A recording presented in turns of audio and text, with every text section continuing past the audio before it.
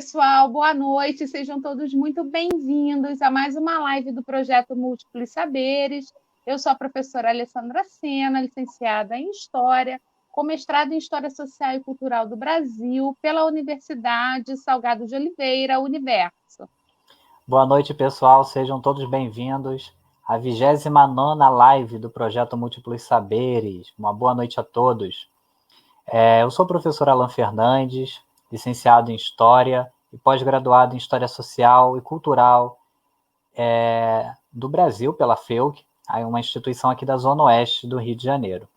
Eu gostaria de lembrar a vocês que a nossa live já estará no YouTube assim que ela terminar, mais tardar amanhã, né? Se der tudo certo, se não tiver algum problema na internet.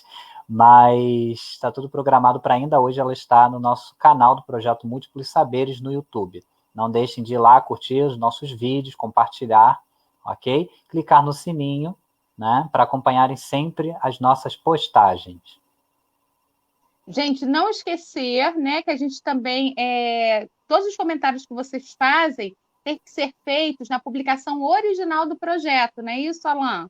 Isso mesmo, lá na nossa página do Projeto Múltiplos Saberes, no Facebook. Então, por um acaso, se vocês estiverem assistindo esta live por algum compartilhamento, por gentileza, se quiserem que seus comentários sejam vistos por nós e respondidos pelo nosso convidado, isso para todas as lives, ok? Vocês precisam fazer o comentário, a pergunta de vocês na postagem original da página, tá bom? @pmúltiplossaberes. É isso, pessoal. Então, hoje a gente tem o prazer de ter aqui conosco o professor Afonso Santana Bastos. Afonso é mestre em História do Brasil pela Universo, atualmente é doutorando em Arquitetura e Urbanismo pela UF, professor adjunto da FAFIMA, Faculdade de Filosofia, Ciências e Letras de Macaé, professor da Rede Municipal de Macaé e oficial da Reserva do Corpo de Bombeiros do Estado do Rio de Janeiro. Boa noite, professor Afonso, seja muito bem-vindo. É um prazer enorme tê-lo aqui conosco hoje, para a gente conversar um pouquinho sobre cidades e instituições, um estudo de caso, o Rio de Janeiro e o Corpo de Bombeiros no início do século XX, não é isso? Boa noite, Alan. Prazer estar falando com você, lhe conhecer hoje aqui. Boa noite, Alessandra. Eu só preciso que você faça uma pequena correção, meu amor. Faltou no currículo, você falar no meu currículo aí, meu amigo particular. Isso tem que estar no meu currículo. Sim! Porque isso reforça cada vez mais esse vínculo de amizade, de respeito e de carinho que a gente tem um pelo outro. Tá bom? É um prazer estar aqui. Muito obrigada. Para discutir sobre esse trabalho, sobre essa pesquisa na qual eu estou envolvido. É a sua pesquisa atual de doutorado, né, ô Afonso? Que você já está desenvolvendo. Antes da gente começar, aqui eu já quero deixar um jabazinho. Olha, gente, Rio em Chamas, o cotidiano do Corpo de Bombeiros do Rio de Janeiro. Tá? Qualquer pessoa que vai estudar Corpo de Bombeiros do Rio de Janeiro, leiturinha obrigatória, professor Afonso Santana Bastos. Obrigado aí por essa divulgação. Ok, Alessandra, eu vou começar falando primeiro da minha trajetória, a minha trajetória pessoal, porque hoje eu sou um professor numa faculdade de Macaé, mas eu tenho todo um precedente, toda uma história minha que envolve o Corpo de Bombeiros. Em janeiro de 1979, eu ingressei no Corpo de Bombeiros e lá, naquele momento, ainda era, digamos assim, o final da ditadura militar, um momento difícil. Eu já tinha uma formação familiar de tios que militavam pelos direitos trabalhistas na cidade de Magé, nas primeiras empresas tecelãs que tem em Magé.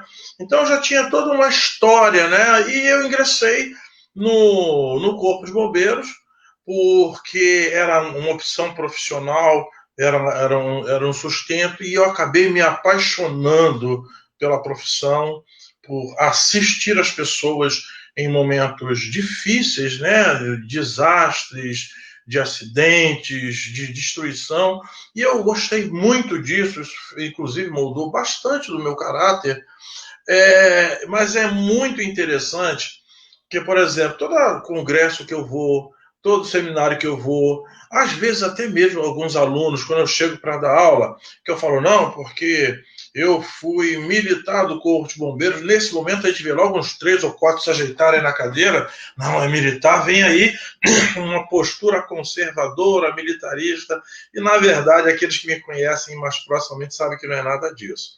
Então eu estive 32 anos nas fileiras do Corpo de Bombeiros, e lá eu percebi que pouco se falava, pouco se escrevia na história do Corpo de Bombeiros. Em 87 eu ingressei na faculdade, na Universidade de Santa Úrsula, no Rio, morava no Rio, ingressei na Universidade de Santa Úrsula no curso de História, e aí eu comecei a gostar da história, enquanto história, simplesmente, né? Pela profissão, me tornei um professor amante pela educação, costuma-se dizer assim que o professor é picado pela mosca azul, e aí é um problema sério para abandonar essa questão. Quando eu passei para a reserva, resolvi me dedicar a essa questão, né, da educação, mas começou a me incomodar o fato de que eu não via em lugar nenhum se falar, se contar a história, a participação do Corpo de Bombeiros, essa história da participação do Corpo de Bombeiros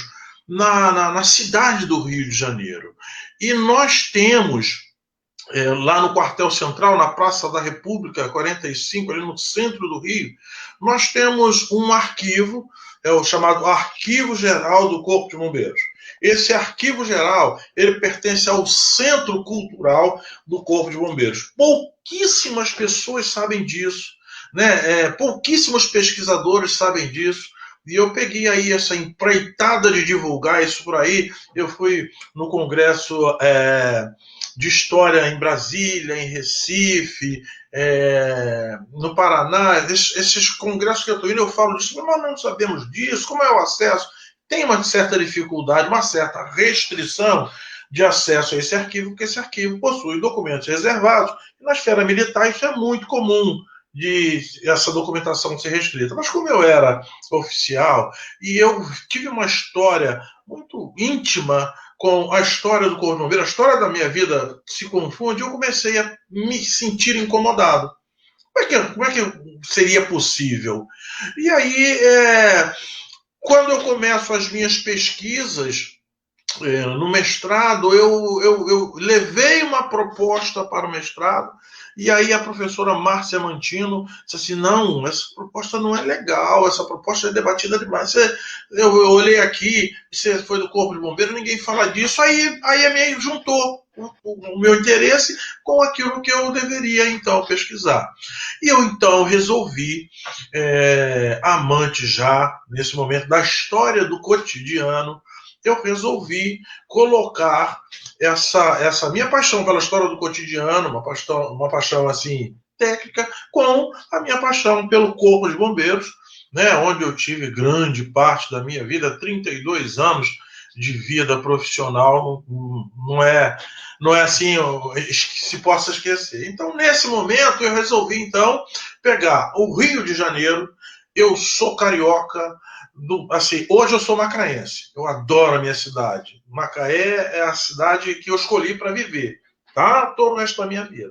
Mas eu fui office boy nas ruas do Rio de Janeiro, desculpa, num tempo assim que não se vê mais, né? Que os office boys se reuniam na rua, à esquina da rua da Avenida Rio Branco com Uruguaiana, se reuniam ali para poder distribuir a correspondência. Cada um pegava um cheque, você vai para onde? Toma aqui, leva e paga esse conto para mim. Hoje é inviável uma coisa dessa. E eu passeei pelas ruas do Rio. Eu sempre fui apaixonado pela noite do Rio, pela comida carioca, pelas praias do Rio, pelas as áreas turísticas. Falei, então agora é a hora de contar essa história desse Rio, como ele chega aqui. como esse Rio de Janeiro chega nesse momento? Como foi construída a história dessa cidade? Dessa forma, eu juntei a minha trajetória no Corpo de Bombeiros, uma documentação inédita que eu tinha acesso, que me foi franqueado pela direção na época do Centro Cultural, me foi franqueado, e aí eu comecei a futucar essa documentação e fui encontrando coisas fantásticas. Esse livro que você tem na mão aí digamos assim, é o meu primeiro. A gente já está trabalhando umas outras ideias aí, né? Agora em outras áreas, mas é um livro que, assim, eu tenho um sentimento muito especial, porque não é porque é o primeiro, é porque ele foi escrito do jeitinho que eu quero. Bom, terminada essa pesquisa do mestrado, né, o resultado desse livro, que eu juntei a história do cotidiano, a reformulação urbana do Rio de Janeiro de Pereira Passos, que é um assunto muito, muito, muito discutido na historiografia do Rio de Janeiro, sem sombra de dúvida, mas sempre seguindo os mesmos modelos. O que eu fiz? Eu saí dessa área de conforto e disse assim, eu vou escrever a história do Rio de Janeiro associada à história do Corpo de Bombeiros. E tem aí alguns casos, você que leu, né? Tem o caso dos bombeiros que fazem uma vaquinha para libertar um escravo fugido. Tem o caso do escravo que tenta a sua liberdade, tentando dar o aviso do sinal no Morro do Castelo. Essas são as histórias do cotidiano que a gente vai daqui a pouco discutir o que é essa história do cotidiano, o que é essa história do Corpo de Bombeiros, que me levaram a concluir essa minha dissertação de mestrado, que se torna esse livro. Mas acontece, eu acho que com todo mundo. Quando eu terminei de ler o livro, faltou alguma coisa. Não, está faltando, começa uma inquietação. Quem vai passar por isso ainda, você mesmo já se sente inquieto, nós já conversamos em outros momentos. Não, está faltando, está faltando, está faltando. Sempre falta. Sempre falta. E aí eu fiz o quê? Eu fui buscar alicerces, fundamentos sobre a questão do desenvolvimento urbano, do espaço urbano. E encontrei isso, uma acolhida muito boa, no programa de pós-graduação em Arquitetura e Urbanismo da UF. Né? A professora Andréia Cortez me recebeu lá muito bem, disse que, olha, o seu trabalho é legal, apresentei meu projeto, fui aceito, tive uma imensa sorte de ser adotado, entre aspas, para orientação pela professora Vera Rezende. A Vera é uma das pessoas que estuda também história do urbanismo do Rio de Janeiro, e a Vera, nossa, assim, nós coincidimos as nossas ideias, os nossos pensamentos, né, a forma de ler o Rio de Janeiro, assim, a orientação dela está sendo muito especial para mim. Então, e aí eu resolvi continuar o trabalho, porque o Corpo de Bombeiros, depois do Pereira Passos, vai sofrer uma transformação contundente. Começam a surgir os prédios verticais no Rio de Janeiro. E o Corpo de Bombeiros?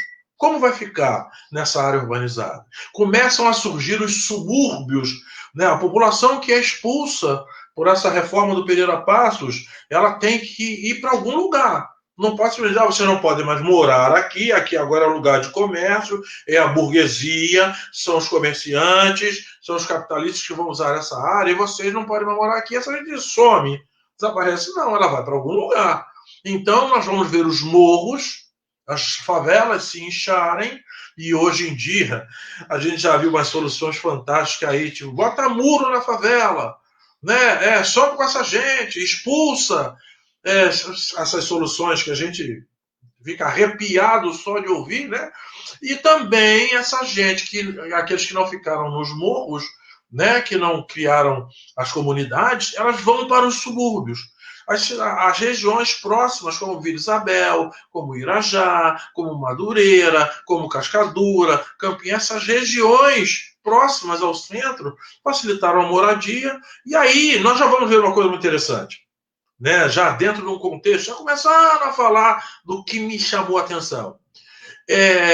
Se nós dermos uma observada nas estações dessas regiões, Vila Isabel, Cascadura, Madureira, Campinho, cada uma delas vai ter um quartel do Corpo de Bombeiros.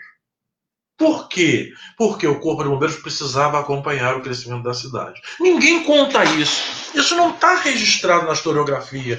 Sempre se fala da questão das favelas, fala assim, da questão do crescimento urbano, fala assim, mas nunca fala por esse perfil. E eu estou aqui, topei esse desafio de dar voz a essa corporação, né, os chamados soldados do fogo, os heróis do fogo, seja lá qual o epíteto que se dê, mas eu peguei essa obrigação de dar voz a eles. Não sou só eu, tá bom? Tem outros já. Eu já estou arrastando lá de dentro da corporação mais 2 que fizeram história e que gostaram. Não, essa ideia é legal. Tem gente trabalhando com símbolo. Tem um outro rapaz da PUC, o Vitor, também estuda história do Corpo de Bombeiros num outro momento, já na era Vargas, mas estuda também. E eu levei o meu estudo até um outro momento, que é 1922, que é o momento em que, ao arraso do Morro do Castelo, novamente a cidade vai sofrer uma intervenção urbana daquelas contundentes, acaba com o morro, tira as pessoas que moram lá, não pode mais morar aqui. E aí, novamente, nós vamos ver, né, essa mudança, e eu levo até aí, e quem sabe daí para frente o que vai acontecer. Bom, esse é o meu trabalho, viu, Alessandra? É disso que nós vamos conversar agora, que nós vamos debater aí agora, que eu trouxe para gente, para esse muito mais um bate-papo, tá bom? Eu proponho a você... Afonso,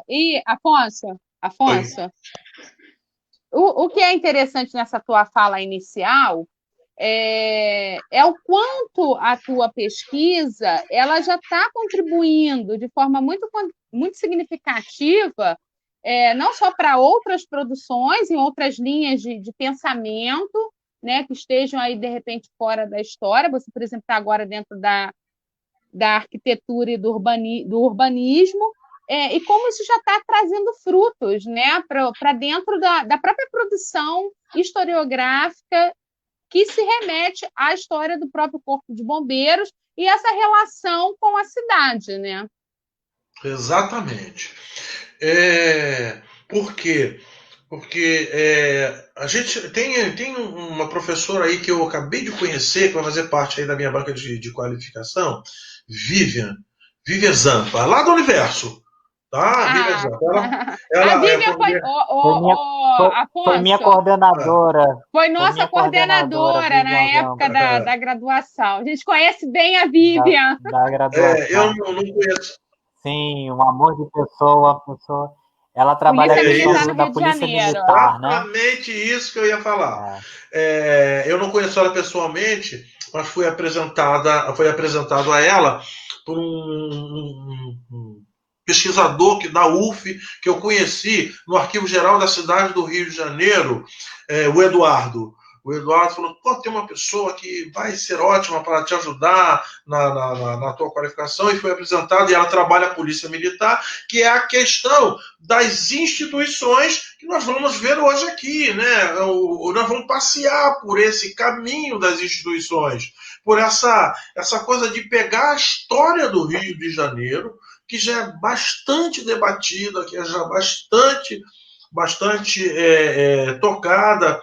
Você conversou aí outro dia com um rapaz que falou do subúrbio, Vitor, né? Vitor Gonçalves, é isso? O Vitor falou do subúrbio de Campo Grande. Vitor, exatamente. Eu vi. Criador da página Suburbano da Depressão. Isso, eu gostei muito. Eu assisti, gostei muito da explanação daquele rapaz. Então, a história do Rio de Janeiro é contada assim, por essas, sabe? E quando eu falo que eu saí dessa área comum, eu não estou fazendo uma crítica negativa a quem faz esse tipo de estudos, né? Muito pelo contrário. Só que eu me encho de orgulho de poder falar de uma corporação da qual eu estive lá, eu conheço na íntegra, eu vivi o dia a dia, entendeu? Então então nós vamos caminhar por aí, viu, Alessandra? Vamos caminhar por essa coisa então, da instituição, do Rio, tá bom? Eu vou falar um pouquinho agora para gente. Eu vou falar um pouquinho agora para a gente começar da história do Corpo de Bombeiros, que tem um pouquinho aí nesse livro, mas muitas pessoas não tiveram acesso. Infelizmente, eu vou ter que pedir uma outra edição. Felizmente, eu vou ter que pedir uma outra edição, mas é porque em 2018 eu sofri um assalto e os meus últimos 25 exemplares foram no assalto. Tomara que os assaltantes tenham feito bom uso, né? Digamos assim, para não se lastimar demais. Então, eu vou falar um pouquinho dessa história do Corpo de Bombeiros, que é para pegar o fio da meada. Em 1853, Dom Pedro II fez recebeu um registro do ministro dos Negócios Interiores, dizendo que a quantidade de incêndios na cidade da capital estava absurda, que o imperador precisava fazer alguma coisa. Parece piada, né? Parece cômico, mas a reclamação do ministro se referia ao fato de ter chegado a 20 incêndios no mês no Rio de Janeiro. Pô, esse número parece, mas 20 incêndios?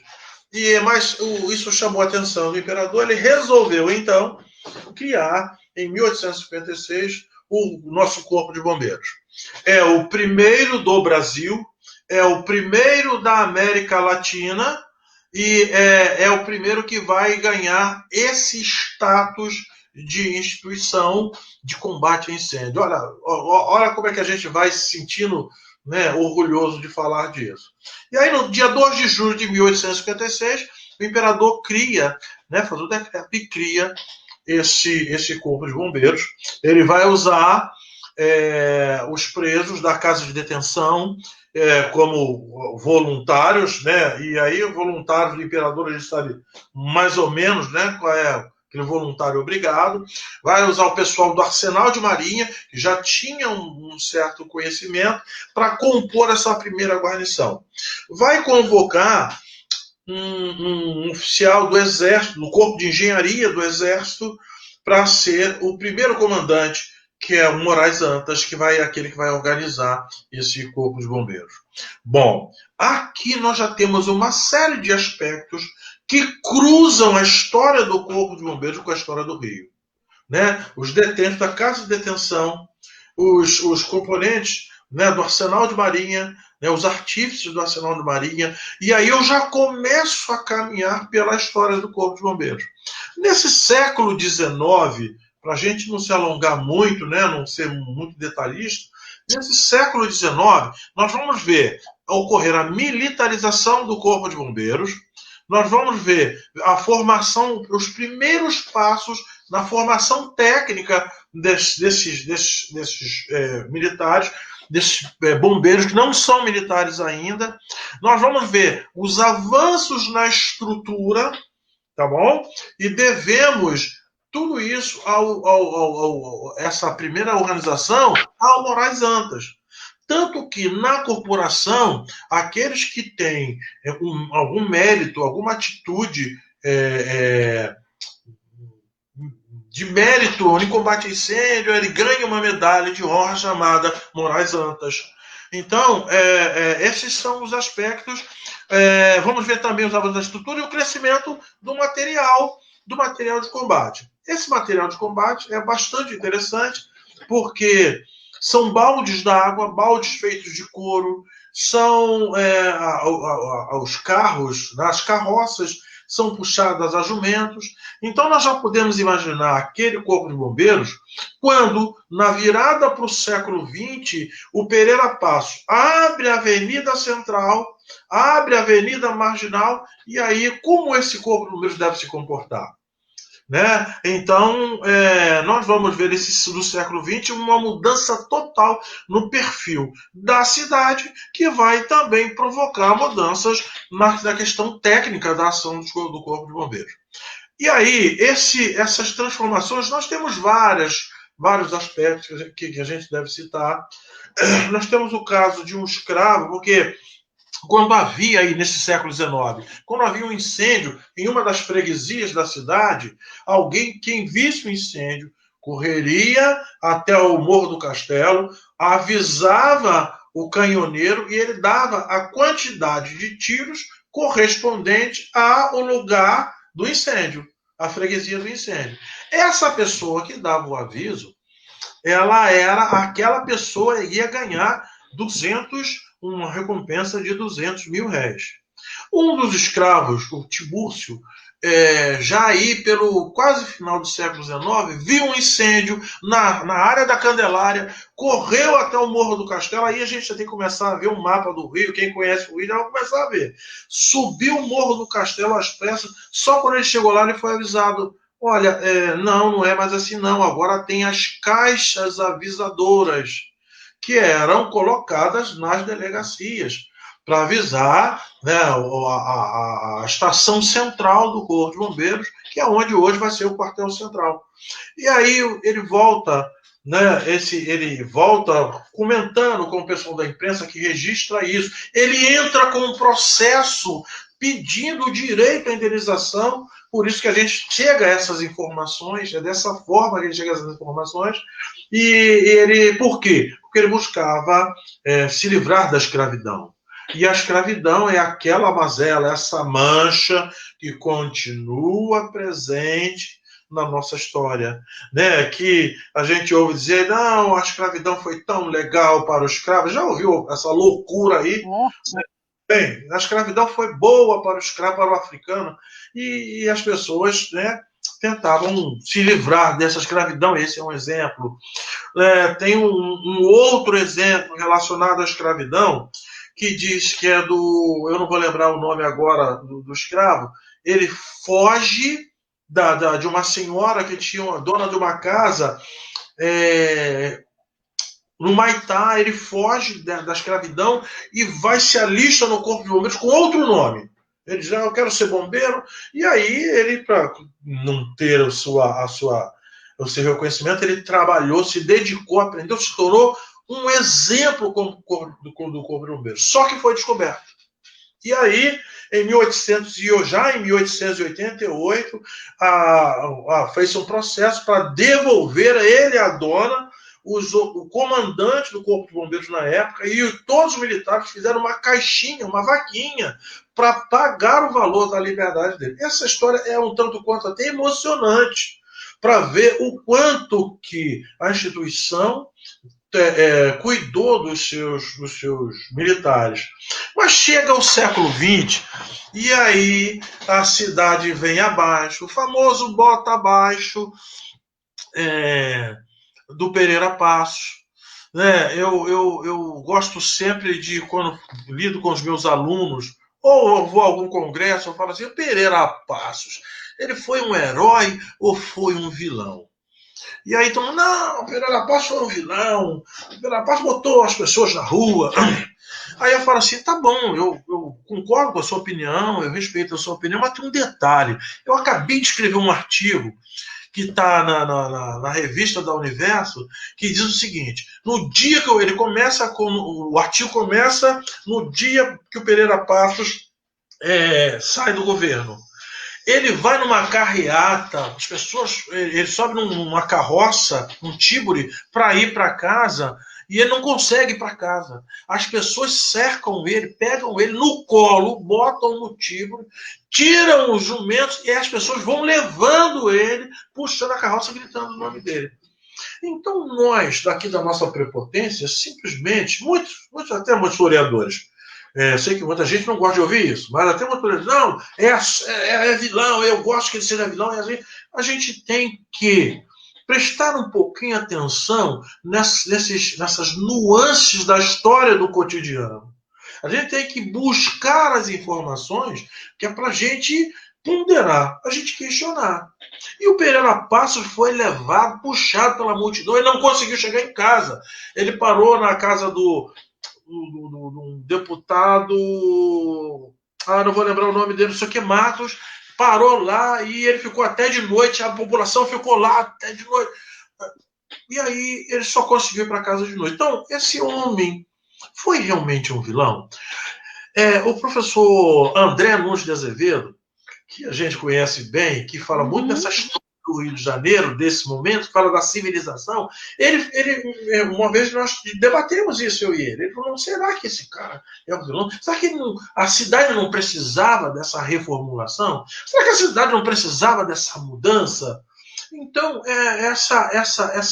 esses são os detalhes que a gente precisa, enquanto historiadores, precisa avaliar e que tanto me encanta na história do cotidiano. Né? Essa cidade veio abaixo e esse vir abaixo foi ruim, sim, excluiu muita gente, foi excludente, foi, digamos assim, arrasador para algumas famílias a forma de sobrevivência, artesanal de sobrevivência, foi sim, mas não cabe a nós julgarmos, a gente tem que expor os fatos e discutir. Por isso que eu caminho aí pela história do cotidiano, que eu quero falar um pouquinho, porque antes, deixa eu só fazer uma observação muito interessante, que é uma informação que também pouquíssima gente sabe. O Corpo de Bombeiros teve durante esse começo do século XX aí, uma administração de comandantes, todos engenheiros do Exército, que levou o nome de Clã Souza Aguiar. Por que Clã Souza Aguiar? Tivemos 3 comandantes da mesma família. O Francisco Marcelino de Souza Aguiar, o Feliciano Benjamin de Souza Aguiar e o Alberto Cardoso de Souza Aguiar. Esses 3 formaram o clã. E aí alguém imediatamente, é por isso que nós temos um hospital com o nome de Souza Aguiar. Eu falo, não, desculpa te decepcionar. O Hospital Souza Aguiar ganha esse nome devido ao Francisco Marcelino de Souza Aguiar, que vai ser também prefeito da cidade e vai criar ali um posto de assistência devido à peste. Olha, caímos de novo na questão da peste que tanto nos assola. E ele imediatamente mandou criar um posto de assistência ali para atender a população. Por isso, aquele hospital, a posteriori, vai ganhar o nome dele. Essa é uma informação, uma curiosidade que pouquíssima gente sabe e que está inserido nessa história do cotidiano. Essa história do cotidiano, a gente vai observar que ela é assim, na história ela é nova, porque nós vimos que a mudança nos conceitos e na forma de se fazer, pensar e estudar a história, a bem da verdade, ela ocorre na primeira geração dos análises. Né? O Marc Bloch e o Lucien Febvre, eles vão criar aquela história-problema. Vamos romper com aquela história dos heróis, com aquela história dos números, com aquela história da decoreba, como se vulgarmente chama por aí, e ele vai criar a chamada história-problema. E a história começa a levantar questões. Porquês? Né? Aonde estavam os pedreiros quando foi inaugurado a muralha da China? Né? Os soldados, quando Napoleão venceu a guerra, comemoraram o quê? Então, começa a aparecer uns questionamentos diferenciados da história. A segunda geração dos análises do Fernand Braudel, ele vai discutir uma questão das civilizações, uma questão da demografia, da geografia, né? Ele pensa esse novo tipo de história. É uma mudança, e já num curto espaço de tempo, dos anos 50, né, para os anos 70.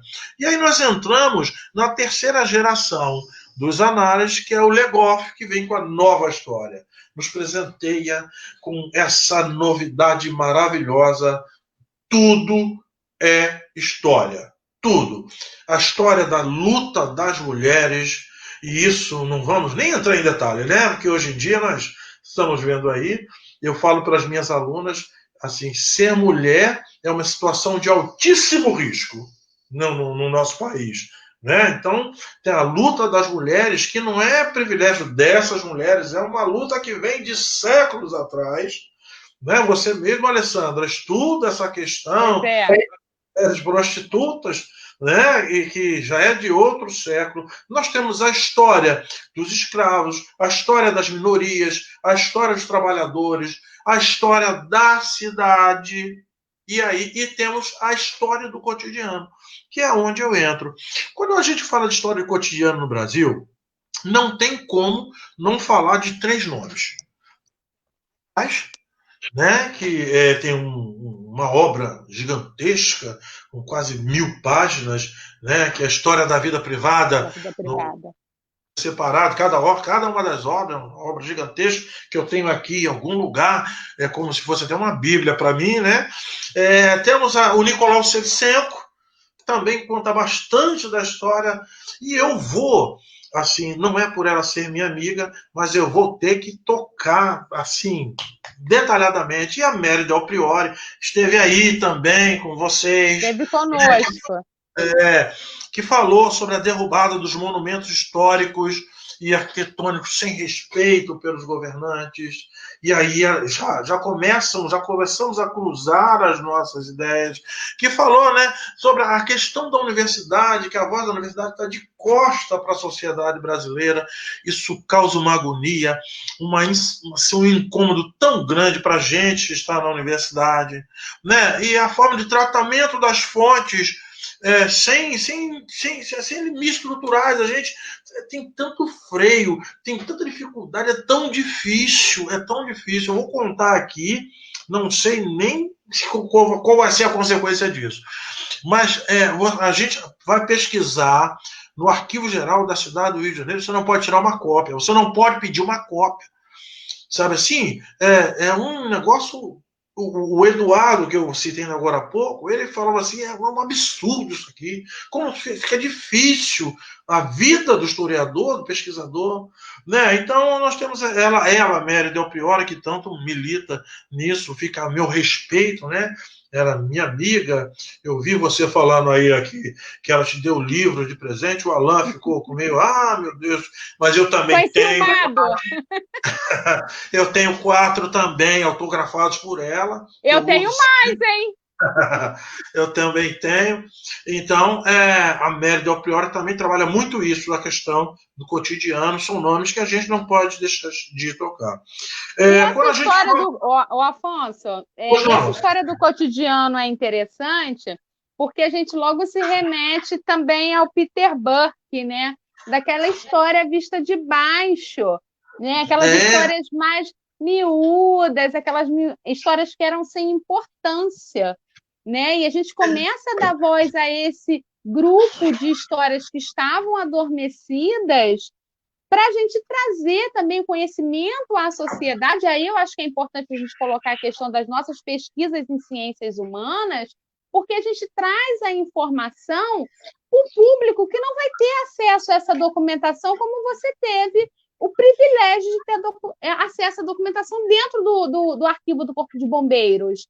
Né? Então, acho que isso é interessante, porque a nossa contribuição, a pesquisa das ciências humanas não presta para nada. Presta e presta muito, porque a gente tem um serviço social de trazer essas histórias à tona, né?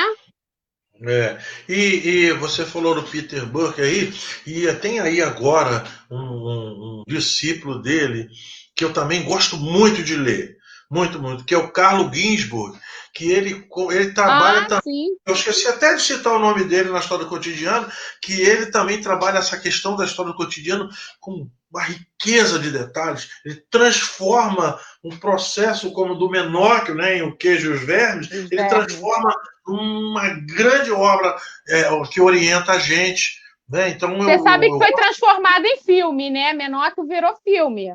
Não sabia disso. Essa é uma Está informação no YouTube. Boa. Está no YouTube. Está em italiano, mas dá para a gente dar uma entendida, viu?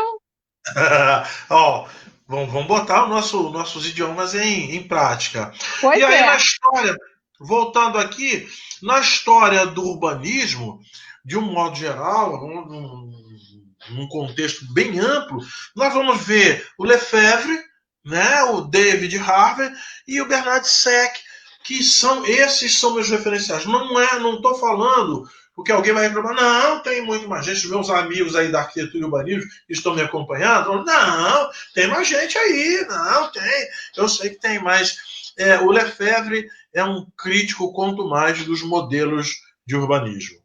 O Lefebvre num primeiro momento, isso eu estou descobrindo lá na arquitetura, viu? Esse tremendo desafio que eu tive, sair da história e ir para arquitetura e urbanismo, menina, você não imagina que desafio é esse. Mas foi muito bem aceito lá pelo pessoal, dos colegas de turma, os professores espetaculares. Nossa, como eu estou aprendendo coisa!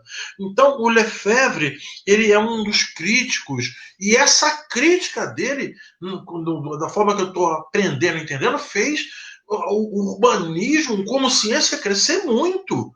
Né? O David Harvey, que eu estou também colocando bastante aí na minha tese, porque ele trabalha a história da direito à cidade de Paris, aquela transformação do Haussmann, ele fala também das transformações na América Latina. Então, esses caras são muito importantes. O Bernard Seck fala da primeira lição de urbanismo. A gente entender o que é urbanismo, o que ele tem que fazer. Você não pode, Bernard Seck desenvolve a seguinte ideia, você não pode sentar numa prancheta dentro de um escritório e transformar a cidade sem você ir lá. Sem você andar na rua. Sem você ver o que você vai transformar. O que você vai mudar? Você não sabe. Bom, como foi o que aconteceu, essa crítica cabe muito bem ao Pereira Passos, né? Que tirou as pessoas do centro da cidade e fez o que com essa gente? Produziu algum espaço de moradia para essa gente? E na história do urbanismo do Rio de Janeiro, eu tenho alguns nomes assim que, de repente, são familiares também, que é a professora Lilian Fessler Vaz, né, da PUC. Tem o professor André Nunes de Azevedo, que é nosso amigo, que conta bastante sobre a história do Rio de Janeiro. O José Murilo de Carvalho, que é um referencial há muito tempo sobre a história do Rio de Janeiro. E a professora Vera Rezende, que eu tenho o prazer de ser minha orientadora. Então, esses são aqueles que envolvem a história do urbanismo. Agora, falando, Alessandra, sobre a questão da história institucional, né? As nossas instituições, elas tiveram que se transformar, elas tiveram que mudar o comportamento quando a cidade se transformou. Como que é isso? Que mudança é essa? Eu percebo na instituição que eu pesquiso que essa mudança ela é de uma contundência imensa. Ela é uma mudança que vai do trato com a questão técnica, não pode mais haver o transporte do material para combater incêndio. Quando a gente fala assim no transporte do material, está se referindo à água, à mangueira, a esguicho, né, a bomba que dá pressão. Não pode mais. Tem que mudar. Eu tenho um exemplo que vai aparecer aí na minha tese, porque como eu trabalho cotidiano, eu vou pegando esses exemplos que eu estou achando na minha documentação e vou colocando aí. Eu não sei o dia, se não vou lembrar o dia com certeza, porque data, eu confesso, não sou dos melhores. Mas vai haver um incêndio já no século XX, aí pelos 1910, vai haver um incêndio num prédio em Campinho. E eu dou os detalhes, porque a história do cotidiano é bom que você passeia pelos detalhes. Você tem os jornais, que graças a Deus a Biblioteca Nacional disponibiliza na internet para a gente, você pega as reportagens várias, você junta, é assim que a gente tem que trabalhar o historiador, a pesquisa da história institucional, pega e associa aquilo com a documentação que você tem. Então peguei os jornais sobre esse grande incêndio, por isso a minha tese começa a cidade incendiada. Tá? Então, eu peguei os jornais e tem um incêndio em Campinho.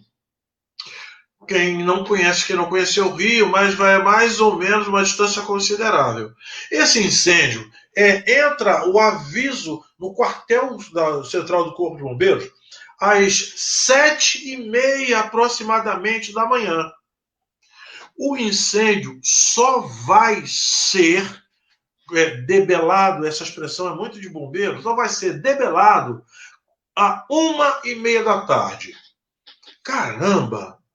Aí, um ministro dos Negócios Interiores manda um ofício para o comandante, esse ofício eu tenho lá, poucos têm acesso a isso que a gente está falando, esse ofício cobra do comandante, como pode um incêndio que o aviso chega para vocês às 7 da manhã, 1h30 da tarde, ele ser debelado e ele destrói quase todo um quarteirão em Campinho? O comandante vai responder a ele o procedimento que se tem.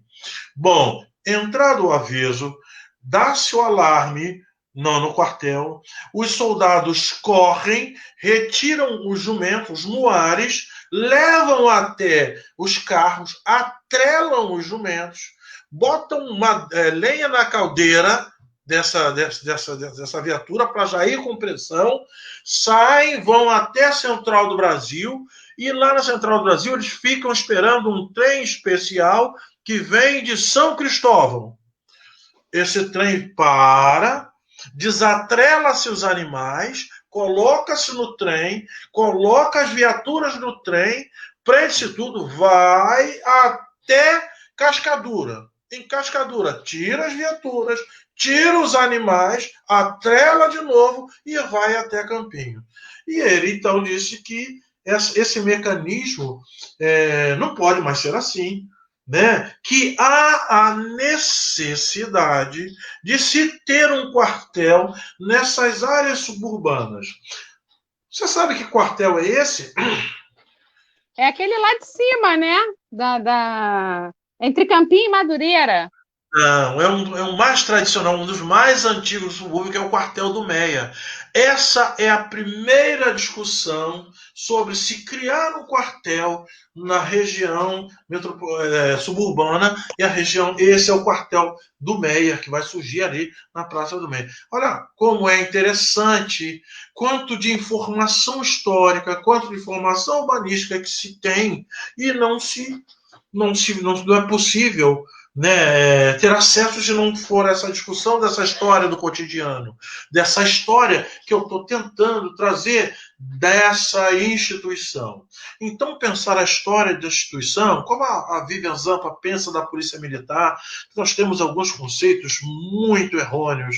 A Polícia Militar é criticada só por aqueles que têm comportamento marginal. Mas nós temos trabalhos excepcionais de assistência social na Polícia Militar que precisam ganhar visibilidade também, né? E falta, por quê? Por causa dos governos que acham que a violência é que vai resolver. Né? Os nossos governantes, assim, vamos combater a violência lá de cima do helicóptero, dando tiro de fuzil para quem passar na frente. E a gente está vendo as consequências aí. Né? Mudar a cidade, mudar uma instituição, muda também uma instituição, muda um comportamento. O Corpo de Bombeiros tem uma função assistencial muito, muito, muito antiga, de uma longa trajetória. Então, a história do quartel do Meia começa a ser discutida aí. É só uma. Porque eu tenho um outro exemplo, e eu vou citar aqui para poder ilustrar cada vez mais esse nosso papo, das marcenarias no centro do Rio, que foram instaladas marcenarias, as pessoas saíram e agora foram instaladas marcenarias. Tem uma muito grande na Rua do Lavradio. E aí vem a questão de se buscar um mapa, de se entender o espaço urbano, a organização, as organizações das pessoas, a organização do trabalho, a organização desses espaços que eu fui buscar lá no urbanismo, que eu fui buscar lá na arquitetura e urbanismo, né? Saindo dessa minha zona de conforto. A Marcenaria Tunes é pertinho, mas é muito pertinho do quartel central do Corpo de Bombeiros, que era na Rua do Lavradio. Ali, quem conhece vai saber, a Marcenaria Tunes começou a pegar fogo, foi dado o aviso, o quartel de bombeiros foi para lá. Eu tenho imagens que vão aparecer aí, quem sabe até numa próxima obra, né, num próximo livro vai aparecer essas imagens. Houve uma destruição total. Não. o Corpo de Bombeiros não está trabalhando de forma correta. Não, o Corpo de Bombeiros falhou tão pertinho. E aí começa uma investigação. A cidade, já nessa parte aí, já tinha sofrido algumas modificações. Só que a canalização que botaram nova não coincidia com as conexões dos bombeiros. E aí a água não chegou no incêndio. O bombeiro sem água para combater o incêndio não tem condições. Não serve nada. Girou um inquérito, uma discussão, um debate. O comandante defendeu, não, o pessoal foi. O prefeito, que eu não vou me lembrar o nome desse, que não era prefeito na época, falou, não, a canalização tinha água sim, o que faltou foi capacidade técnica. Ele, o comandante, não foi capacidade técnica. Essa divergência entre a transformação da cidade e a transformação da instituição é que nós discutimos. É que eu trago, que me incentivou a levar vamos debater, a gente precisa discutir isso aí. Né? A gente tem voltando à questão da Polícia Militar, acabamos de ver aí a criação das UPPs. Né? E aí o discurso do Beltrame, foi, olha, se não levar educação, se não levar saúde, se não levar segurança, se não levar a assistência a essa gente, vai voltar tudo a mesma coisa. E aconteceu. Eu não sou fã do Beltrame, nem da política dele, mas há de se reconhecer que esse é um discurso que todo mundo precisa entender. Né? Então, a história das instituições precisa ser valorizada assim pelo seu cotidiano. Como transforma-se numa cidade sem transformar as instituições? E é essa a minha ideia, viu, Alessandra? É essa o meu debate. Eu estou pegando aí, indo para a qualificação agora em outubro. Eu estou muito empolgado. Tá dando para notar, né? Que eu não consigo nem. Você não muda, Afonso. Afonso, mas assim, eu acho super pertinente a gente trazer essas histórias, porque uma população que não aprende, não conhece as suas histórias, né, está fadada a repetir os erros. Né? E a gente tem visto isso muito rotineiramente nos últimos tempos. E mais do que a gente pensava. Mais do que a gente pensava e mais do que a gente gostaria. E aí eu acho que é interessante essa questão do Corpo de Bombeiros, porque, primeiro, a gente precisa dar os créditos a quem merece. Né? O Corpo de Bombeiros do Rio de Janeiro, e, de forma geral, o Corpo de Bombeiros no Brasil faz sempre um trabalho de muita excelência. Né? É um trabalho de primeiríssima qualidade da corporação, dos envolvidos nessa corporação, que, assim como você, vestem a camisa da instituição Corpo de Bombeiros. Para quem não conhece o Rio de Janeiro, eu recomendo que vocês vejam, o prédio é gigantesco, né? E é interessante porque você faz uma fala, e eu acho que aí a gente já começa a partir para esses diálogos, né, da gente. Aí eu acho que é interessante porque, assim, o Corpo de Bombeiros, a minha impressão, eu nem sabia desse do Meia, né, onde é o quartel da polícia do Meia, hoje eu não sabia. Mas, para mim, o outro Corpo de Bombeiros que tem muita marca na minha memória é o Corpo de Bombeiros entre Cascadura e Madureira. Aquele ali que fica bem no que a gente chama de Campinho, né? O Corpo de Bombeiros do Campinho. E é também uma estrutura valiosíssima do ponto de vista arquitetônico e urbanístico do Brasil.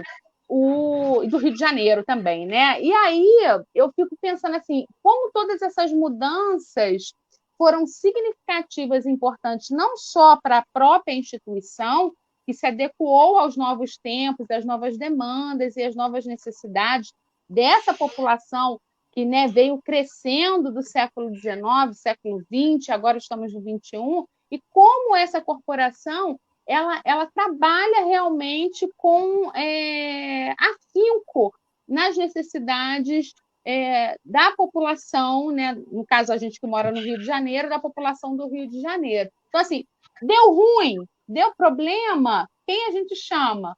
Primeira coisa que chama, vai chamar o bombeiro, né? Pegou fogo, o gato subiu na árvore, alguém foi atropelado, quem é que você chama? É sempre os bombeiros. Então, é só para deixar assim registrado que eu tenho uma admiração grande e agradeço a você pelo seu trabalho de 32 anos na corporação e assim, dizer que a tua pesquisa ela é fundamental para a gente poder entender, resgatar todas essas histórias, resgatar todas essas memórias, né? E a partir daí a gente começar a levar para a sociedade. Olha, é isso aqui que a gente tem para vocês há pelo menos mais de um século e meio. Então, é importante que a gente conheça realmente essas histórias do cotidiano, essas histórias miúdas, essas histórias vistas de baixo. Eu acho que é fundamental. Alan, você quer colocar alguma coisa para Afonso? Porque aí o Afonso amarra de uma vez só. A gente tem aqui... foi brilhante, né, a exposição, aprender é sempre bom, né, e aprender aquilo que está um pouco distante da minha área de pesquisa é mais importante ainda, né, porque eu sou apaixonado pela história do Rio de Janeiro, apesar de não pesquisar a área, minha área é história política, mas eu pesquiso também mais ou menos esse período, só que a parte política, né, do início do século XX, né, e assim, eu achei muito interessante. Eu fiz alguns apontamentos, né, na sua exposição, mas ao longo da sua fala você foi respondendo esses questionamentos, né? Principalmente a questão das fontes, né, que como é algo novo, é algo que você sente, e foi justamente o que te motivou, né, a pesquisar, foi justamente a inovação, né, uma pesquisa, é algo que não tem muito bibliografia, e, portanto, é uma história tão bacana, tão inédito, importante, né, Alan? realmente inédito. Então, essa seria um dos questionamentos, as dificuldades, né, para se escrever essa história, essa historiografia. Você está escrevendo uma historiografia, né, já que é algo inédito. Então, futuramente, quem quiser pesquisar sobre o Corpo de Bombeiros do Estado do Rio de Janeiro terá que, né, de certa forma, te consultar, né, consultar os seus estudos, né, as suas pesquisas. Então, isso assim é realmente impressionante, né? A questão da bibliografia, né? Você foi ao longo fazendo a parte mais teórica, né? O quadro teórico você trouxe aqui para a gente, os nomes, né? Os historiadores, principalmente os análises, né? Da escola dos análises, autores franceses, né? Ingleses. E as fontes, você falou muito dos jornais, né? Além dos jornais, né? Que provavelmente você fez a pesquisa além dos arquivos, obviamente. Você citou o Arquivo Geral da Cidade do Rio de Janeiro, que todos nós aqui já pesquisamos, e a gente sabe as dificuldades, né? A gente já se sente em outro planeta, tendo que colocar todas aquelas vestimentas para entrar. Quando chega lá, a gente tem aquele documento, olha, eu queria fazer não pode. Eu queria digitalizar, tirar foto, não pode. Não Fica pode. lá a mulher lá olhando para a gente de olho nas câmeras lá e não deixando a gente pesquisar. Para colocar aqui uma vírgula, né? Eu fiz uma pesquisa também, na mesma época que eu pesquisei no Arquivo Geral do Rio, eu andei por quase todos os arquivos da cidade buscando algumas plantas, né, arquitetônicas de um prédio que eu estava pesquisando, e eu acabei chegando no Instituto Pereira Passos, lá em Laranjeiras, né, na Gago Coutinho. E ao chegar lá, eu encontrei a bendita fonte que eu estava atrás, já estava há alguns meses, né? E ao chegar lá, eu todo feliz, graças a Deus eu vou conseguir trazer, né, digitalizar, pelo menos tirar uma foto daquilo dali. E até alguns dias antes, eu achei bem interessante, porque aquela categoria de fontes que eu estava pesquisando, até alguns dias antes eu conseguiria né, montar um protocolo lá e pedir para digitalizar de forma integral o documento. E como eu não sabia disso, né, eu cheguei nessa fonte dias depois, e aí o protocolo tinha mudado por questão de mudança de gestão, algumas coisas aconteceram lá, na instituição e acabou que bloqueou para os historiadores. Eu achei estranho porque o arquivo estava vazio, né, aquela semana, e o Instituto Pereira Passos, né, também tem arquivos assim riquíssimos, e aquele dia estava vazio, achei muito estranho. Depois eu jogando aí, dando um gulgada aí nos grupos de historiadores aí no Facebook, eu descobri que o povo estava ensandecido porque nossa pesquisa tinha sido inviabilizada, né? O acesso às fontes tinha sido inviabilizado aquela semana. Na verdade, a partir daquele mês em diante, foi uma grande discussão até que eles voltaram atrás, né? Então, a gente tinha acesso à fonte, você conseguia chegar até a fonte, mas nada a gente podia fazer, porque no meu caso, como era planta, como é que eu ia desenhar a planta? Né? Como que eu ia, né, conseguir... Se fosse documento escrito, né, com textos lá e tal, ainda que cursivo, a gente tentava, anotava, digitava ali no notebook, enfim. Mas, no caso, isso é para dizer que, né, o historiador não é de agora, né, que a gente tem essas dificuldades, esses obstáculos. Eu creio que o professor Afonso tenha passado por esses obstáculos também, né, tenha tido essa batalha aí, essa batalha boa. É boa porque, no fundo, no final, quando a gente tem o exemplo, né, das nossas pesquisas ali materializado no artigo, no TCC, no projeto, enfim, é recompensador. Mas, e aí, com relação às fontes, além dos jornais, né, provavelmente você pesquisou também na hemeroteca digital da Biblioteca Nacional. Além das fontes de jornal, você tem outras fontes, assim, inéditas, por exemplo, que você pode citar para a gente aqui, algum caso de fonte, alguma coisa assim, que eu sou apaixonado por fontes, né? Como qualquer historiador. Afonso, eu conto ou você conta? Não, deixa aqui, eu conto, por favor. Eu sou o convidado, por favor, deixa eu fazer essa. Alan, você pega toda essa dificuldade que você enfrentou aí, e imagina assim, 200 quilômetros distante, que eu não estou na capital, você está na capital.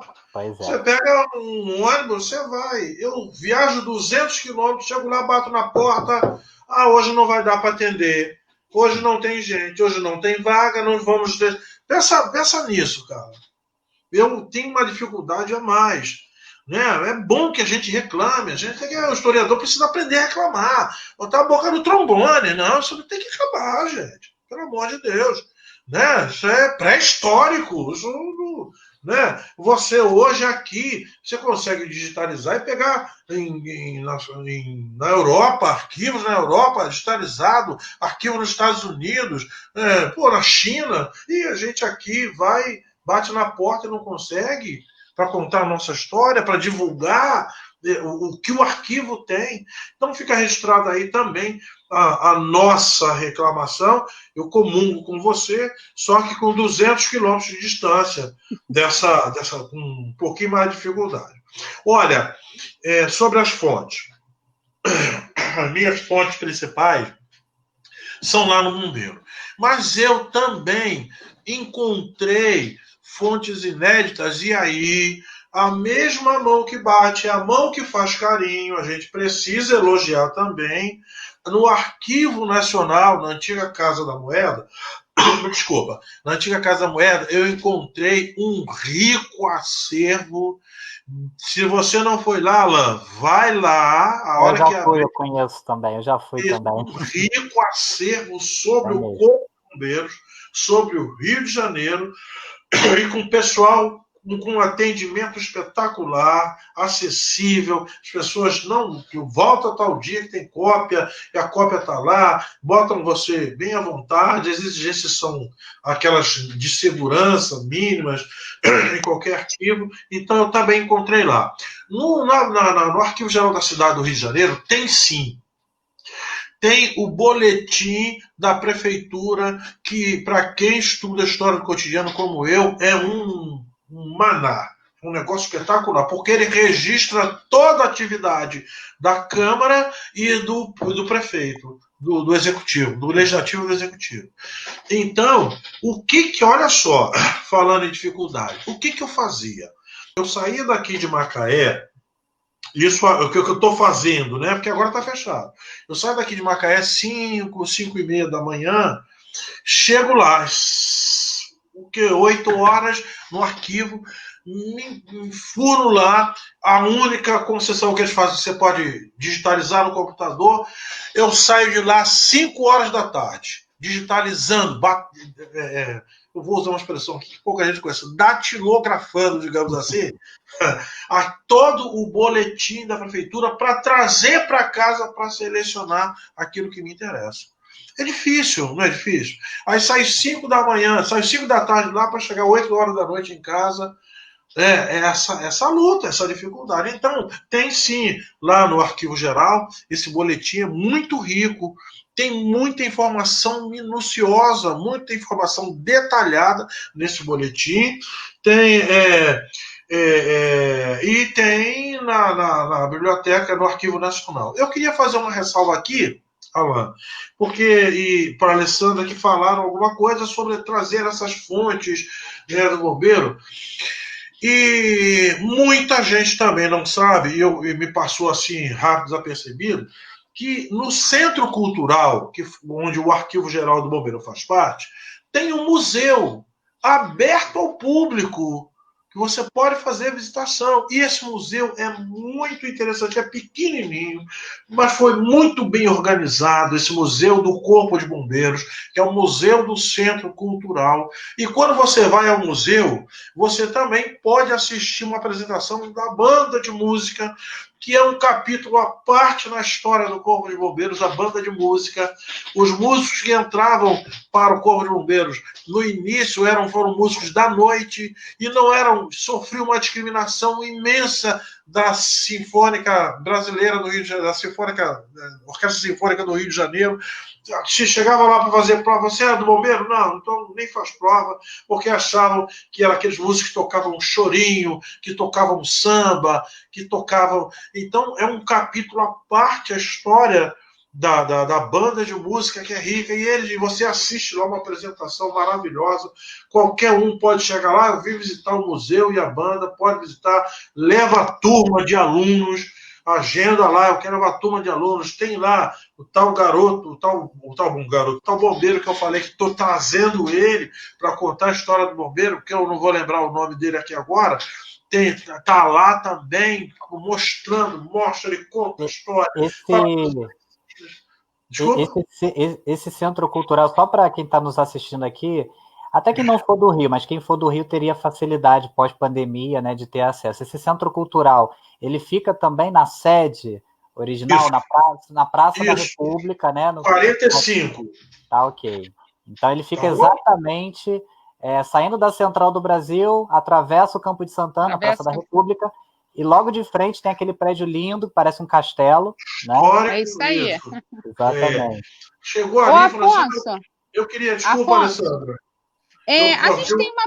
A gente tem uma pergunta aqui, ó, do Germandes Mota, e ele trouxe uma pergunta interessante até para a gente pensar em todas essas questões do urbanismo, da própria arquitetura, e que aconteceu há pouquíssimo tempo agora, e deixou a gente assim desolado, né? Nós, enquanto pesquisadores, e aí eu vou colocar os pesquisadores de várias áreas, né?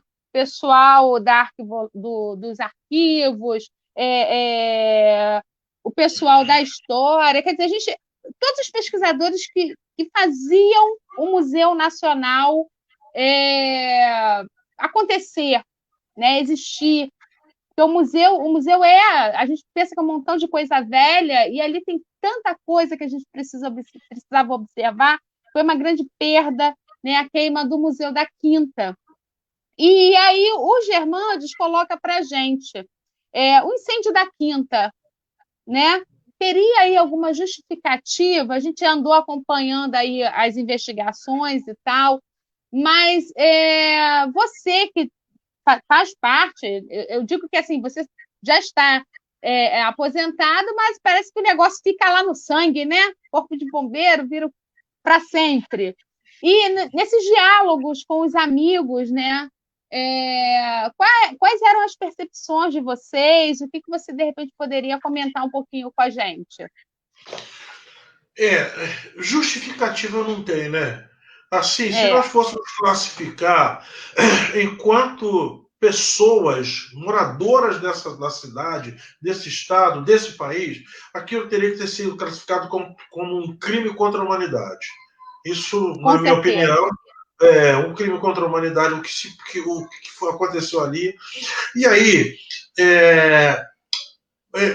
o descuido, a falta de investimento em prevenção leva a essas circunstâncias. O famoso jeitinho, não, amanhã a gente resolve, não, faz uma licitação, não, investe, conserta isso aí, e depois a gente vê outro. Essa falta de responsabilidade, essa falta de compromisso com o conhecimento, e essa é a verdade, não há interesse em se proteger o conhecimento. Eu acho que foi isso que aconteceu. Agora, a ação do Corpo de Bombeiros foi impecável, não tem jeito. Aquilo ali é material altamente inflamável, é madeira, é tecido, é papel, é material altamente inflamável. O que tinha que ter ali era um sistema preventivo eficiente. Um sistema preventivo muito, muito, muito eficiente. Talvez não se evitaria. Vamos nos remeter que logo depois, agora também nós tivemos o Louvre, que sofreu um incêndio e se perdeu muita coisa. Mas se perdeu muita coisa e não quase tudo. E outro detalhe, já está em recuperação. Já o Louvre já está em reconstrução. E o nosso Museu Nacional? Como está? Por quantas anda, né, a reconstrução dele? Quando é que nós vamos poder voltar a frequentar, a levar os nossos alunos lá? A gente nem sabe, nem ouve mais falar, nem se toca mais no assunto. E isso causa para a gente assim, um misto de tristeza, indignação e revolta, né, com a falta de zelo pelo próprio patrimônio público, né, que a gente sempre também está debatendo e discutindo a importância da preservação deste patrimônio público como espaços mesmo das próprias relações e construções das histórias e das memórias dessa cidade. Então, acho que é interessante demais a gente estar sempre trazendo esse diálogo, né, para a gente refletir sobre isso. Alan, você quer fazer mais alguma consideração? Deixa eu só fazer uma observação, Alessandra. Eu acho que aí é justamente o avanço, o interesse no tema que nós estamos trazendo para cá hoje. A cidade e instituições. O Museu Nacional é uma instituição. Eu não gosto de falar dele no passado, não, dá a impressão que não vamos vê-los mais. Que ele morreu, mas não. É uma instituição importantíssima dentro dessa cidade, dentro desse país, dentro da história da humanidade. E essa instituição deveria, assim como o Corpo de Bombeiros, como a Polícia Militar, como os outros arquivos, deveria ter seguido as transformações que a cidade pedia. Alan? Com certeza. Na verdade, agradecer, né, ao professor aqui por essas brilhantes informações aqui que trouxe para a gente, né, de forma bem pontual, né, porque e fresquinha, né, já que é uma pesquisa inédita, então em primeira mão, né, para que vocês que estão nos assistindo aí vejam que nosso projeto tá prestigiado, né, está sendo prestigiado aqui com essas informações, essa riqueza, nesse enriquecimento de sempre. E ver, né, que, como o professor falou aqui, só reverberar isso, né, que ele falou do Louvre, né, um museu também, lembramos também da Catedral de Notre Dame, né, que rapidamente também nem parece que pegou fogo, a verdade é essa, quem hoje tem um acesso, né, vocês podem jogar aí na internet, vocês vão ver, nem parece que passou por todo aquele desastre, né, que praticamente tudo se foi, né, o telhado todo desabou. mas houve o incentivo, né, público da Prefeitura de Paris, né, e do governo da França para que houvesse a pronta recuperação do patrimônio, né? A diferença das sociais-democracias europeias nesse sentido, né, de utilizar os impostos pagos pelos cidadãos em favor da cultura, né, e da própria sociedade, é o retorno, né? E aqui nós brasileiros ainda temos muito que aprender com nossos governantes, principalmente, e a população no geral, né? Porque a gente precisa também dar muito valor, né? A população precisa entender que as instituições, quaisquer que sejam, são sempre voltadas para o bem, a benfeitoria da sociedade. Da sociedade, isso que a gente precisa ter em mente, né? Então, agarre o Corpo de Bombeiros, agarre a Polícia Militar, agarre o Museu Nacional, agarre e não largue, né? É nosso, é da sociedade, né? É para a sociedade. Pois é. Afonso, eu quero muito, muito, muito agradecer a você, querido, por você ter disponibilizado esse tempo de estar conosco hoje. Um prazer enorme te rever, mesmo assim de forma virtual, né? E assim, espero que você, num outro momento, possa estar aqui conosco novamente, trazendo novos resultados da tua pesquisa para a gente. Então, assim, muito obrigada mesmo por você ter tido aqui hoje com a gente esse tempinho. Muito obrigada. Querida, eu que fico agradecido. Eu só quero fazer um registro. O Gernandes, que fez a pergunta aí, ele ou foi meu aluno. Eu fico agradecido, fico até envaidecido de ver a participação. Eu não tenho aqui como ter acesso se tem outros participando, né? Mas fico assim, tem sim, meio tem um lisonjeado. O Vitor Leandro de Souza está aqui, a Rosângela Pereira está aqui, o Gernandes, o Flávio Prá, a Márcia Rodrigues, ok? Estão aqui participando, interagindo, comentando. O Vitor, é o Vitor que eu falei no início. A Rosângela é professora que trabalha comigo. Um abraço, uma amiga marcante na minha trajetória aqui na educação em Macaé. Então, eu que fico agradecido. Eu vou fazer igual nos programas televisivos. Já acabou. Mas eu fico agradecido, viu, Alessandra? Eu estou assim, muito orgulhoso de participar e assim, estou virando fã. Você viu aí que eu estou olhando, os que eu não assisto na hora, eu vou lá, olho depois. Né? Antes de dormir, eu vejo no YouTube. Esse seu projeto é lindo, é bonito, tá bom? Nós, para fechar a minha fala aqui, me despedindo, eu quero deixar a ideia de que história, urbanismo, história e cotidiano são uma tríade importante na nossa vida. Não é só para a história, não. Na nossa vida. O lugar que a gente vive, a história do que a gente vive, né? E o nosso dia a dia precisam ser melhor estudados pela história.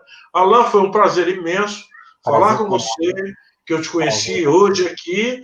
Alessandra, o meu abraço, vocês, meu convite para vocês estar aí de pé. Aqui, a Alessandra já conhece o nosso cantinho aqui, que já nos visitou. Então tá de pé, um abraço, fiquem com Deus e foi um imenso prazer, tá bom? Tchau, Afonso. Beijo grande, querido. Tchau, beijo grande. Tchau, tchau. Ai, Alan, olha, cada dia eu estou ficando mais apaixonada pelo nosso projeto, hein? A gente está trazendo aí um montão de informações importantíssimas. Exatamente. As pessoas estão conhecendo as nossas histórias, não é? Com certeza. A gente agradece a Rosângela Pereira, que nos parabeniza. Parabéns ao projeto Múltiplos Saberes. Nós que agradecemos, tá bom? O projeto foi feito para vocês. E se não fosse vocês, o projeto não existiria, porque sem público não teria sentido. Ia ser só diálogo aqui entre nós e o convidado, né? Se não fosse a interação de vocês. Agradecemos muito mesmo. O projeto ele está tendo essa proporção, né, gigantesca, muito maior do que a gente imaginava, né, Alessandra? Justamente por conta da interação de vocês, o compartilhamento, né, a indicação. Eu sei que vocês indicam a gente também para familiares, amigos assistirem, compartilhando aí nas redes sociais de vocês. Assim, muito obrigado mesmo. né? O projeto foi feito para vocês. Democratizar o conhecimento, esse é o nosso lema.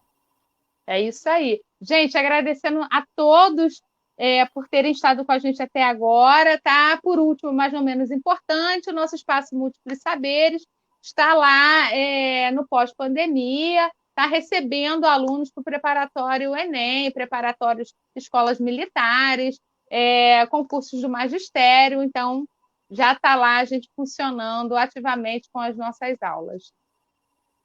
Muito obrigado, pessoal. Tenham uma boa noite e até quinta-feira. Até quinta. Tchau, tchau.